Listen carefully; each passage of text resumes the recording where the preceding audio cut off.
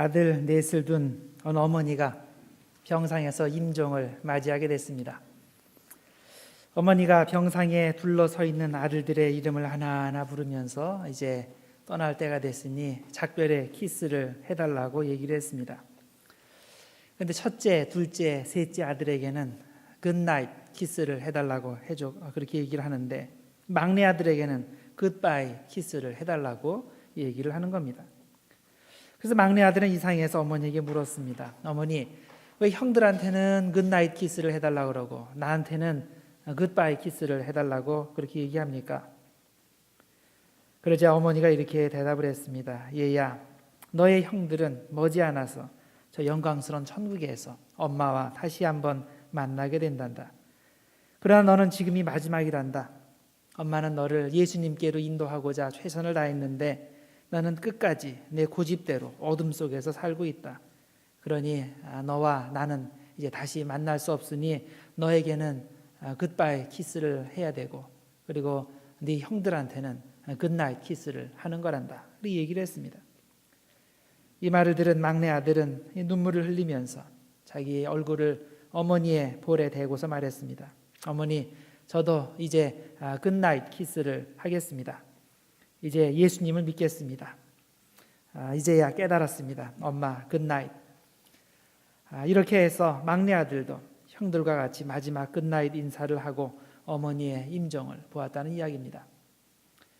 여러분, 우리는 예수님의 부활을 믿는 사람들입니다. 우리가 죽어서 이 세상을 떠나도 그것이 완전한 끝이 아닌 그 다음 세계가 열리고, 그리고 우리 사랑하는 사람들을 다시 만날 수 있다는 그런 것을 우리들이 알고 있습니다. 예수님께서 부활하셨기 때문에 우리도 장차 그분을 따라서 부활할 것을 믿습니다. 그래서 기독교는 부활의 종교입니다. 부활이 없으면 기독교도 없습니다. 만일 우리가 죽으면 이것으로 끝이 나는 것이라면 사실 교회에 다닐 필요도 없습니다. 저도 예수님을 믿을 필요가 없습니다. 그냥 이 세상에서 최대한 수단 방법 가리지 않고 즐기다 가면 되는 것입니다. 그러나 우리는 이 세상이 끝이 아니고 이 세상 너머에 영원의 세계가 있다는 것을 압니다. 우리가 예수님을 믿으면 우리도 예수님처럼 부활해서 그 나라에 갈 것을 믿고 있습니다. 그래서 예수님께서 그렇게 약속하시지 않았습니까? 내 아버지 집에 거할 곳이 많도다. 그렇지 않으면 너희에게 일렀으리라. 내가 너희를 위하여 거처를 예비하러 가노니 나 있는 곳에 너희도 있게 하리라.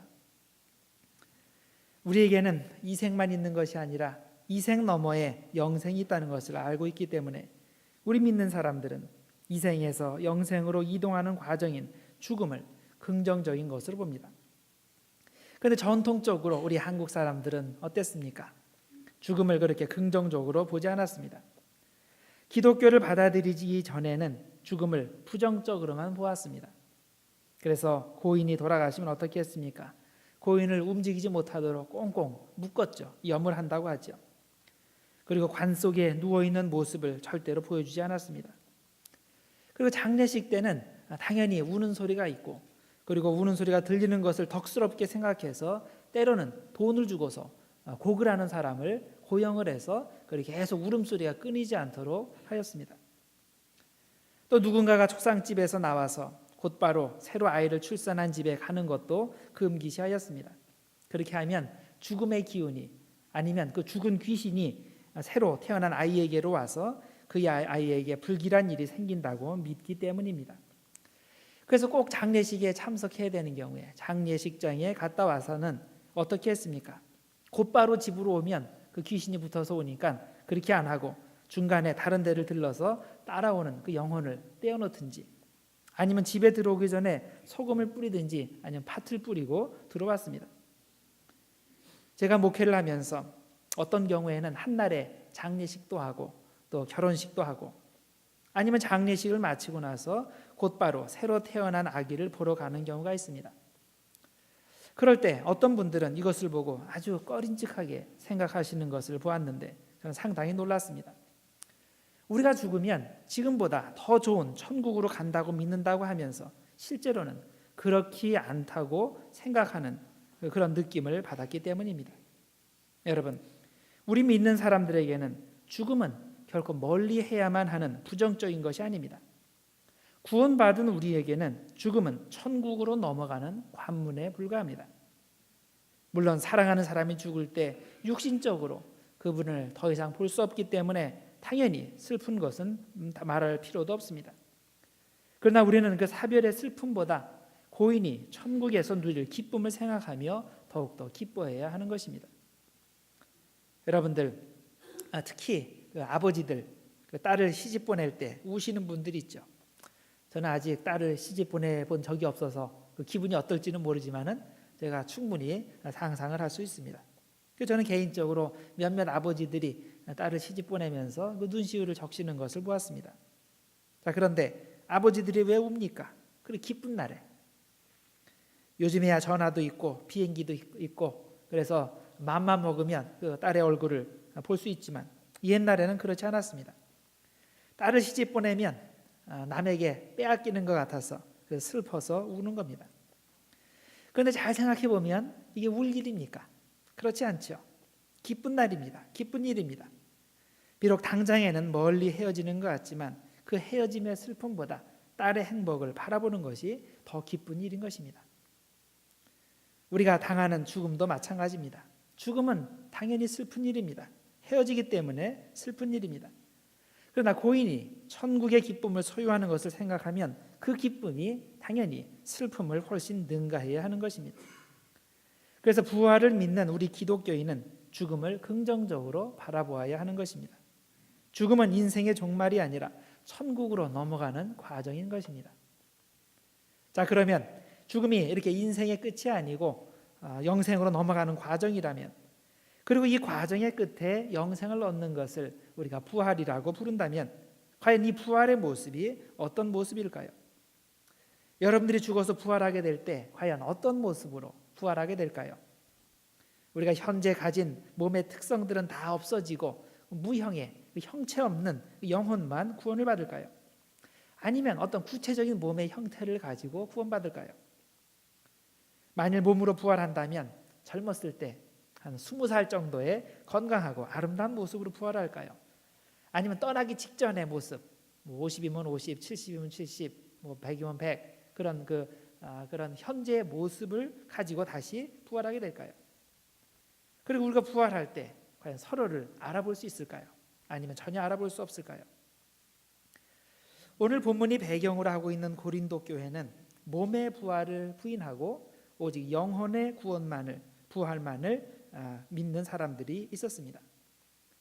당시에 고린도를 포함한 지중해 연안에 사는 대부분의 사람들은 플라톤 철학이 가르치는 대로 이원론을 믿고 있었습니다. 이원론이라는 것은 세상에는 두 가지 기본 원리가 있다는 겁니다. 선의 원리, 악의 원리, 보이는 원리, 보이지 않는 것의 원리.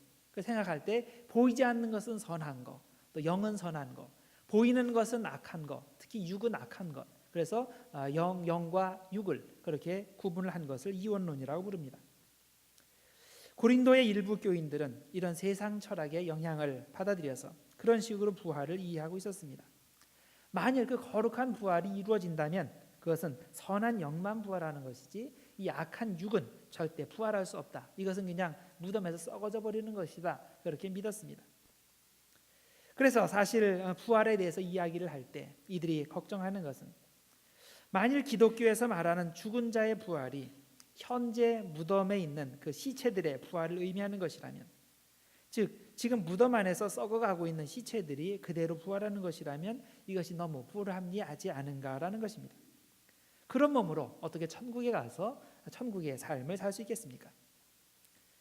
아니면 현재 우리가 가지고 있는 이 불완전한 몸, 이걸 가지고 부활한다면 이 불완전하고 병이 잘 드는 몸을 가지고 어떻게 천국에서 그 영원한 삶을 살 수 있겠다는 말입니까? 이것이 전혀 이해가 되지 않는 겁니다. 이에 대해서 바울은 죽은 자의 부활은 그런 것이 아니라 너희들이 오해하는 거라고 얘기합니다. 몸의 부활, 즉 영적인 몸의 형태로 부활하는 것을 가르치고 있습니다. 이 진리를 이해하도록 돕기 위해서 그는 자연에서 일어나는 한 가지의, 즉 씨앗의 예를 들어서 설명을 해주었습니다. 36절에서 38절 사이에 이렇게 설명을 합니다.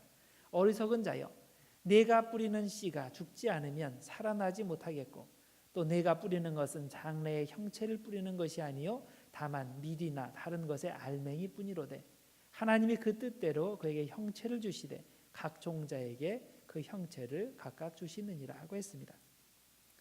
우리가 씨앗을 뿌릴 때 지금은 씨앗이지만 나중에 열매가 될 씨앗을 뿌리는 겁니다. 그러므로 그 씨앗은 그냥 단순한 씨앗이 아니라 장차 생겨날 몸, 미래의 열매를 뿌리는 것과 마찬가지가 됩니다. 이렇게 볼 때 현재 뿌리는 씨앗과 장차 그 씨앗에서 생겨날 열매는 같은 것이기도 하고 다른 것이기도 합니다. 본질적인 면에서는 같죠. 그렇지만은 겉으로 보이는 형태는 다릅니다. 아마 현대적인 개념으로 설명하자면 DNA가 될 겁니다. 씨앗이나 그 열매나 잎사귀나 DNA는 다 똑같겠죠. 그렇지만은 그 성장 과정에 따라서 처한 상황에 따라서 그 모습이 완전히 다르게 보이는 것입니다. 우리의 부활도 그렇게 생각을 할 수 있다는 것입니다. 우리가 장차 정확히 어떠한 형태로 부활하게 될는지 아무도 알 수 없습니다. 그것에 대해서 아는 척하고 그것에 대해서 미리 이야기하는 것은 하나님이 하실 일을 주제넘게 참견하는 일입니다. 씨앗이 어떤 모습으로 열매 맺게 될 것인지에 대해서는 추수 때까지 기다려 봐야 하는 것처럼 우리 몸의 부활이 어떤 형태로 이루어질지에 대해서도 최후 심판 때까지 기다려 봐야 하는 것입니다. 그러나 우리가 현재에도 확실히 말할 수 있는 것이 있습니다. 그것은 현재의 몸과 부활의 몸 사이에는 분명히 연속성도 있고 불연속성도 있다는 사실입니다. 마치 씨앗과 열매의 형태가 다르지만 DNA는 같은 것처럼 현재의 몸과 부활의 몸은 서로 형태가 다르지만 일종의 똑같은 영적인 DNA를 공유하고 있다는 것입니다.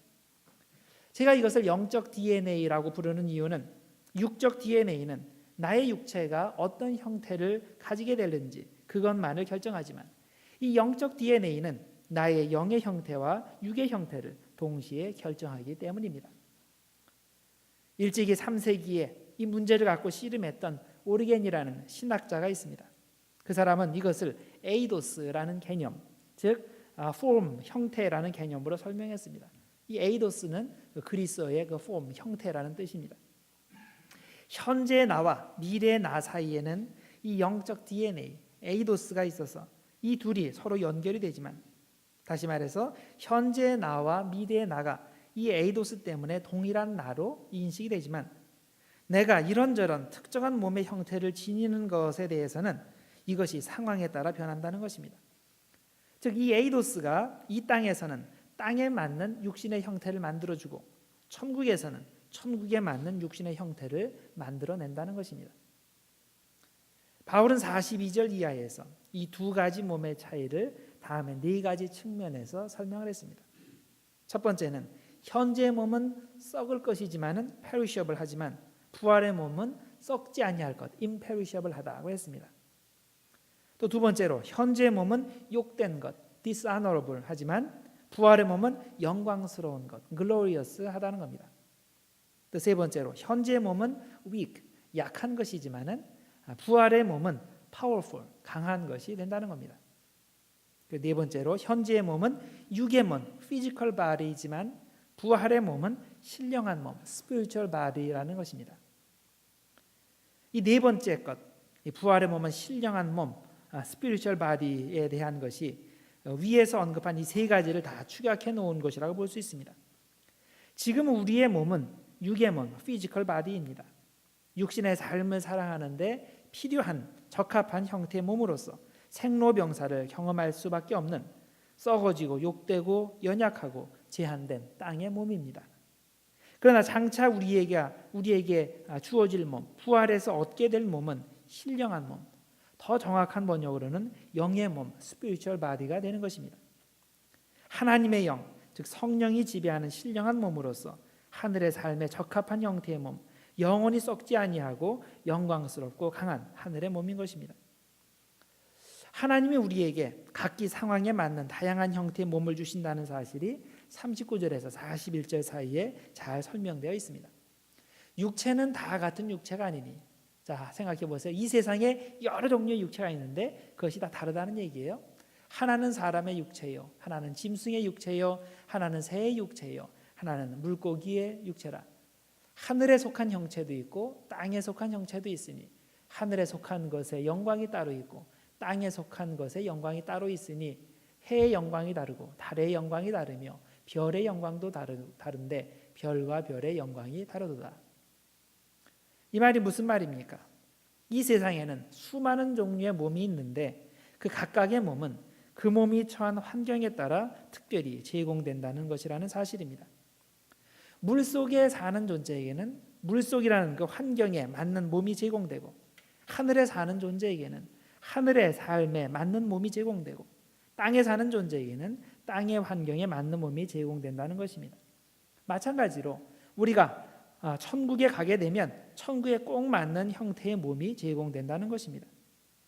현재의 나와 천국에서의 나가 서로 연속성이 있고 현재의 몸과 천국에서의 몸이 일종의 같은 영적 DNA로 연결되어 있지만 그 나타나는 형태가 다를 수밖에 없는 것은 그 몸이 처한, 그 몸이 사는 환경이 다르기 때문인 것입니다. 현재의 몸은 땅의 삶을 위한 육의 몸, 피지컬 바디이고 미래의 몸은 천국에서의 삶을 위한 영적인 몸, 영의 몸, 스피리추얼 바디인 것입니다. 여러분, 현재 이 땅에서 우리가 가지고 있는 몸은 이 땅에서만 필요한 것이지 천국에 가면 필요가 없는 몸입니다. 천국에 가면 하나님이 천국의 삶에 필요한 몸을 자동적으로 만들어 주시는 것입니다. 혹시 여러분들 중에 현재의 몸, 즉 썩고 욕되고 약하고 물질적인 몸을 가지고 천국에서도 그 몸을 가지고 가서 살고 싶으신 분이 있습니까? 다른 사람들은 하나님께서 주시는 몸, 썩지 않고 영광스럽고 강한 그 영의 몸을 가지고 사는데 혼자서 현재와 같이 썩어질 몸을 갖고 사시기를 원하시는 분이 있습니까? 현재 여러분이 가지고 계시는 육의 몸에 너무 집착하지 말기를 바랍니다. 현재 여러분의 몸은 이 땅에서만 살 때만 필요한 몸입니다. 그때까지만 잘 간수하시고 그 목적을 위해서만 건강하게 잘 유지하시면 됩니다.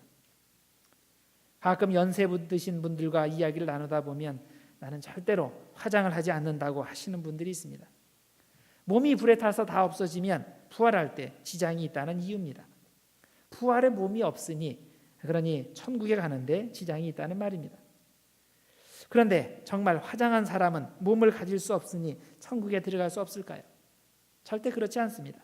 그 이유는 우리가 천국에서 가지고 사는 몸은 현재 우리가 가지고 있는 이 썩을 몸이 아니라 하늘에서 영원히 살 수 있는 질적으로 다른 몸, 하나님이 새로 만들어주시는 썩지 않는 영의 몸이기 때문입니다. 그래서 화장하면 부활하지 못한다는 논리는 조금만 생각하면 대단히 비논리적인 주장임을 알 수 있습니다. 우선 육신을 땅에 매장하면 그 육신이 얼마 동안 땅에 남아있을 거라고 생각을 하십니까? 화장을 하는 것보다는 좀 오래 땅에 남겠지만은 아마 100년, 아무리 오래 있어도 100년은 못 지나가겠죠? 시간이 지나면 그 육신도 다 없어지기 마련입니다. 길게 보면 매장이나 화장이나 마찬가지입니다.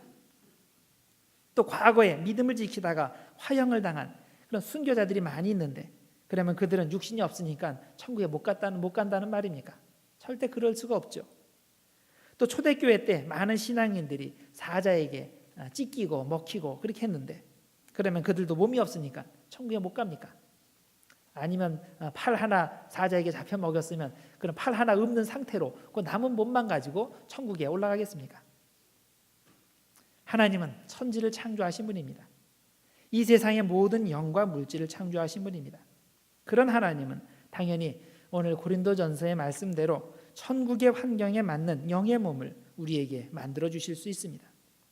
물고기에게는 물의 환경에 맞는 특정한 몸을 주시고 지상동물에게는 지상의 환경에 맞는 그런 몸을 주시고 새에게는 하늘의 환경에 맞는 그런 몸을 주신 하나님은 우리가 부활하게 될 때 우리에게 하늘이라는 환경에 꼭 맞는 몸, 영의 몸을 만들어 주시는 것입니다. 따라서 이 땅의 삶을 위한 육신에 너무 집착하지 마시고 땅에 남겨진 사람들을 위해서 필요하다면 장기기증도 하시고 또 화장도 하시기를 바랍니다. 올바른 부활신앙의 기초 위에서 건전한 신앙생활 하시는 여러분들과 제가 되기를 주님의 이름으로 부탁드립니다. 기도하겠습니다. 하나님 아버지 감사합니다. 오늘도 주님의 말씀으로 우리를 깨우쳐 주시고 부활의 소망을 다시 한번 굳게 붙잡게 해주시니 감사합니다. 장차 우리의 육체의 생명이 끝나고 천국의 삶이 열릴 때 주님께서는 그 천국의 삶에 맞는 몸을 우리에게 주시는 줄 믿습니다. 우리가 이 땅의 삶을 살 수 있도록 땅의 몸을 주신 것 같이 우리가 부활하여 천국의 삶을 살 때 그곳에 맞는 영의 몸을 주시고 그곳에서는 더 이상 이 땅에서와 같이 약하고 썩어지고 불완전한 몸이 아니라 주님이 주시는 썩지 않는 영광스러운 몸, 영의 몸을 주셔서 그 몸을 가지고 우리가 마음껏 주님을 찬양하고 경배하게 해주실 줄 믿습니다. 그런 천국의 소망을 굳게 붙잡고 믿음에 승리하는 우리들 모두가 되도록 축복하여 주시옵소서. 예수님의 이름으로 기도드렸나이다. 아멘.